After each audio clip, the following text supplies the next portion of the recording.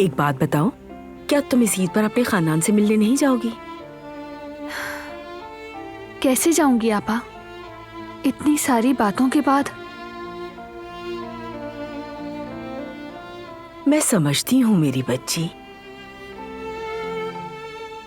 बहुत बड़ा दिल है, हमेशा दूसरों का सोचती हो, लेकिन तुम्हें फिक्र करने की जरूरत नहीं है। जब वक्त आएगा तुम्हें तुम्हारी मेहनत का इनाम मिलेगा, इंशाल्लाह। मैंने अपने लिए कभी कुछ नहीं चाहा आपा, बस सब खुश रहें यही मेरी खुशी है। बिल्कुल ठीक कहा तुमने, तुम अच्छे दिल की मालिक हो।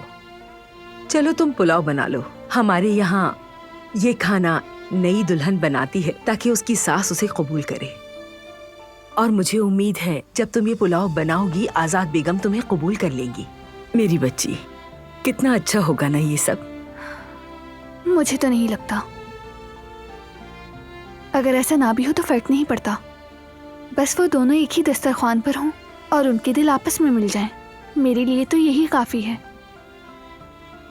क्योंकि अगर वो दोनों नाराज रहेंगे तो फिर इस घर में कोई भी खुश नहीं रह सकेगा। बस आज उनकी सुलह हो जाए।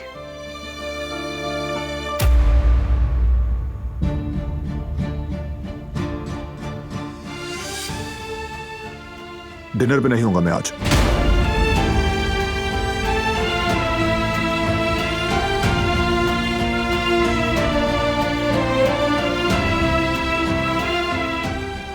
ऐ मेरे खुदा, सुना तुमने वो खाने पर नहीं आएंगे, लेकिन तुम उदास मत हो।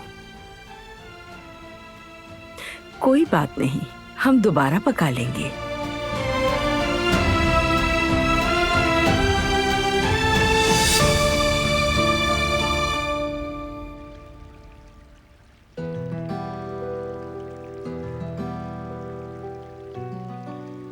मैं तो आ रही थी, बिल्कुल आना ही था, लेकिन बारान ने आने ही नहीं दिया।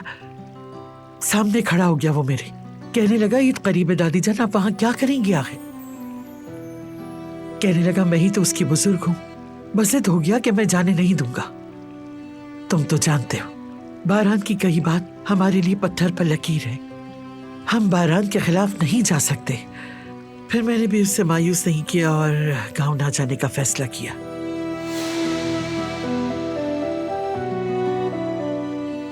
तुम भी वहां सब लोगों को, खानदान वालों को मेरे न आने की यही वजह बताना कि बारान आगा ने आने नहीं दिया। कितनी अजीब बात है ना, ये अपनी तकलीफ को छुपाते हुए ये कह रही हैं कि इन्हें इनका पोता जाने नहीं दे रहा। ये सब सुनकर तुम क्या करोगे काराबे?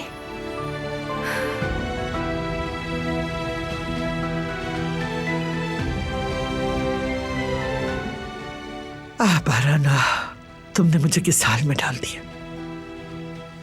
लोगों की नजरों में मैं मजाक बन के रह गई हूं।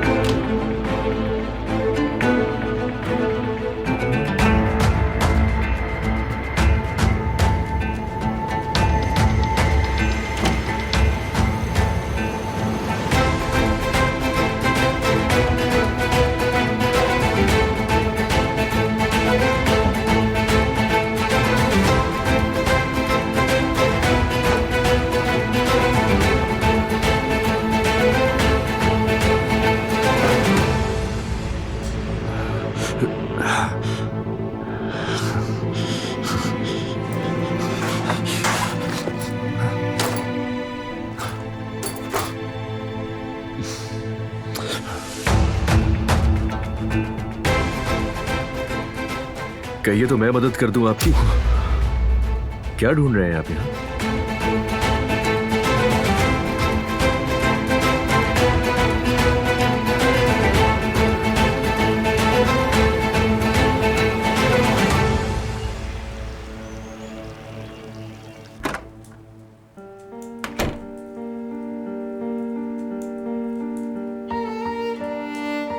अपने साथ ज्यादती करने वाली के लिए इतनी जान मार रही हो?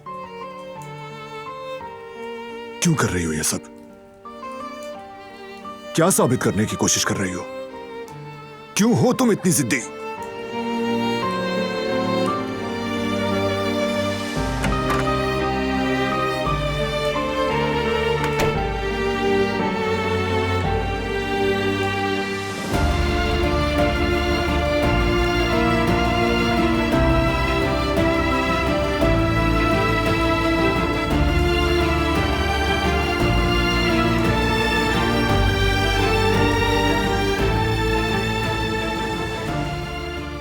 क्या हम थोड़ी बात कर सकते हैं?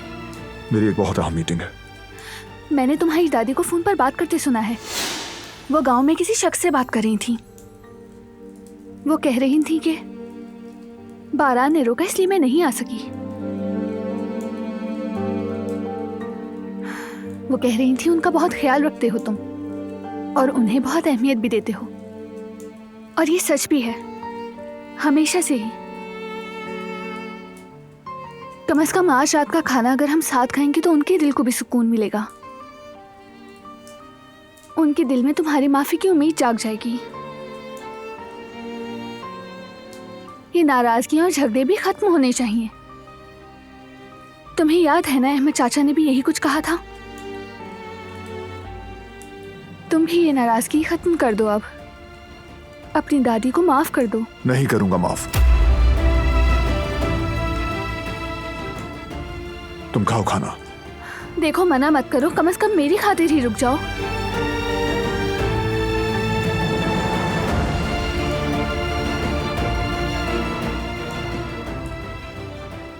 इतने अरसे से हम एक साथ हैं, क्या मेरी इतनी भी अहमियत नहीं कि हम एक साथ मिलकर खाना खाएं?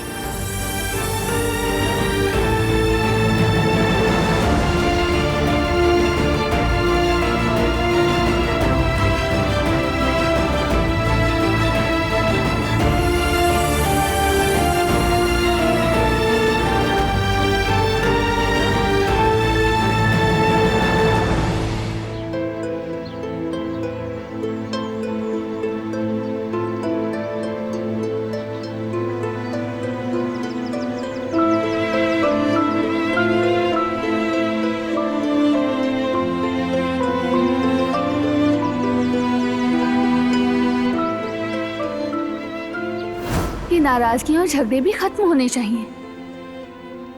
तुम्हें याद है ना, अहमद चाचा ने भी यही कुछ कहा था।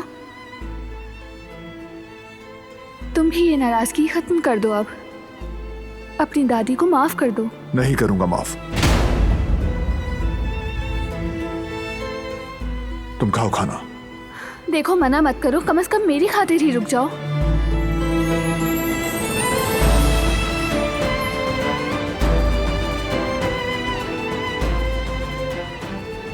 इतने अरसे से हम एक साथ हैं, क्या मेरी इतनी भी अहमियत नहीं कि हम एक साथ मिलकर खाना खाएं?